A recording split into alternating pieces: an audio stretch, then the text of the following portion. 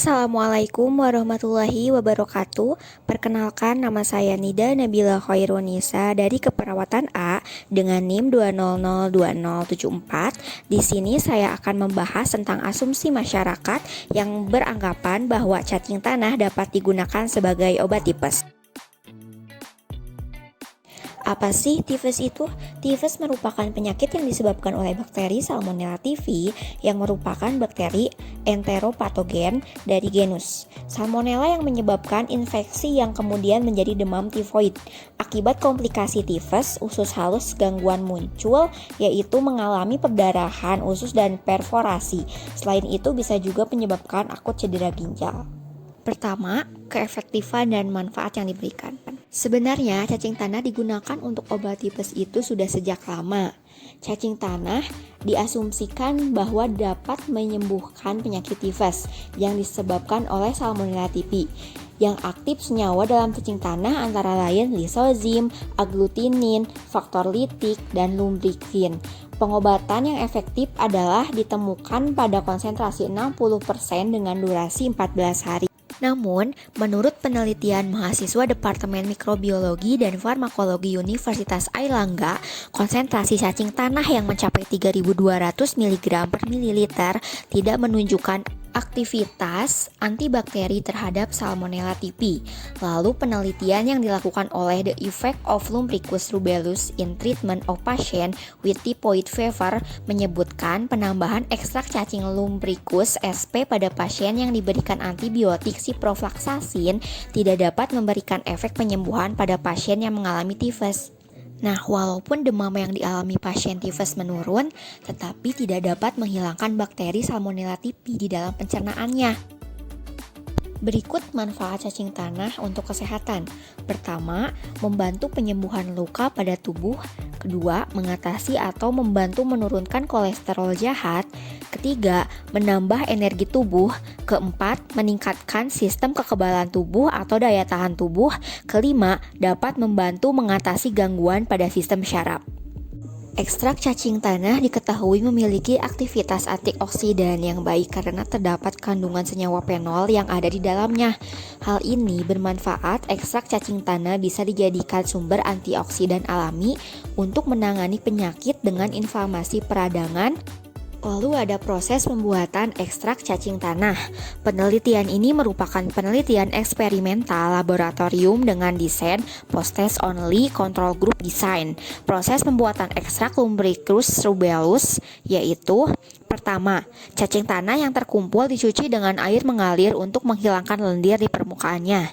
Kedua, cacing tanah kemudian direndam selama 6-8 jam dalam aquade steril untuk menghilangkan tanah dari tubuhnya, kemudian dibilas kembali menggunakan aquade steril.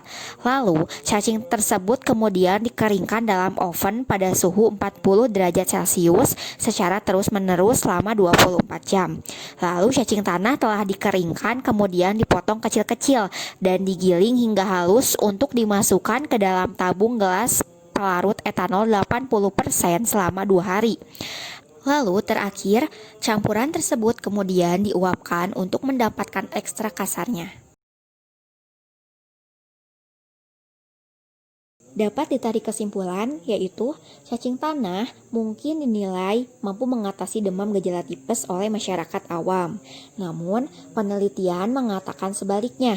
Menurut penelitian yang dilakukan oleh Septianda dan kawan-kawan dari Departemen Mikrobiologi dan Farmakologi Universitas Airlangga, konsentrasi cacing tanah yang mencapai 3.200 mg per mililiter tidak menunjukkan aktivitas antibakteri terhadap Salmonella typhi. Lalu ada penelitian lain yang diungkapkan oleh The Effect of Lumbricus rubellus in Treatment of Patient with Typhoid Fever menyebutkan penambahan ekstrak cacing Lumbricus sp pada pasien yang diberikan antibiotik ciprofloxacin tidak memberikan efek terhadap kesembuhan pasien tifus. Meskipun ekstrak cacing tanah memberikan efek pada sebagian orang, ekstrak ini hanya menurunkan demam saja, tetapi tidak membunuh bakteri Salmonella typhi di dalam tubuh. Meski demam yang dialami terhadap tifus turun, bakteri Salmonella masih ada di dalam usus dan sewaktu-waktu dapat menginfeksi kembali. Bahkan penyakitnya bisa memburuk karena bakteri tidak diobati menggunakan antibiotik. Selain itu, mengkonsumsi ekstrak cacing tanah saat pencernaan kurang baik dapat menimbulkan penyakit pencernaan lain seperti mual, muntah, dan diare. Namun, hasil percobaan aktivitas antibakteri ekstrak cacing tanah terhadap bakteri penyebab demam tifoid masih tidak konsisten. Selain itu, penelitian yang ada pun masih terbatas dilakukan di laboratorium atau di laboratorium hewan. Belum ada bukti konkret bahwa obat ini bisa digunakan untuk penyakit tipes. Maka dari itu, dapat dipahami bahwa penggunaan ekstrak cacing untuk tipes masih membutuhkan penelitian lebih lanjut dan mendalam, baik dari segi efektivitas dalam membunuh bakteri maupun efek samping yang ditimbulkan. Nah, rekomendasinya yaitu karena disebabkan oleh bakteri, cara paling efektif untuk mengobati tipes adalah dengan antibiotik. Pemberian antibiotik ini akan disesuaikan dengan tingkat keparahan penyakit tipes yang dialami pasien. Perlu diingat bahwa konsumsi antibiotik harus mengikuti anjuran dari dokter ya. Hal ini karena konsumsi antibiotik yang tidak tepat baik dari segi jenis maupun dosis dapat mengakibatkan bakteri malah menjadi kebal terhadap antibiotik.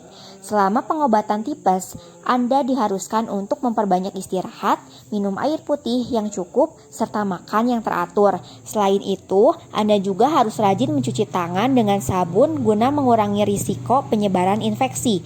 Penyakit tifus umumnya bisa cepat sembuh selama Anda mengikuti pengobatan yang dianjurkan oleh dokter. Jadi jangan bandel-bandel ya. Namun, penyakit tipes juga bisa menyebabkan komplikasi yang fatal loh jika tidak diobati dengan tepat. Oleh karena itu, sebaiknya konsultasikan terlebih dahulu dengan dokter jika Anda ingin mencoba mengonsumsi ekstrak cacing tanah. Sekian dari saya, mohon maaf apabila banyak sekali kekurangan dikarenakan saya pun masih tahap pembelajaran. Terima kasih.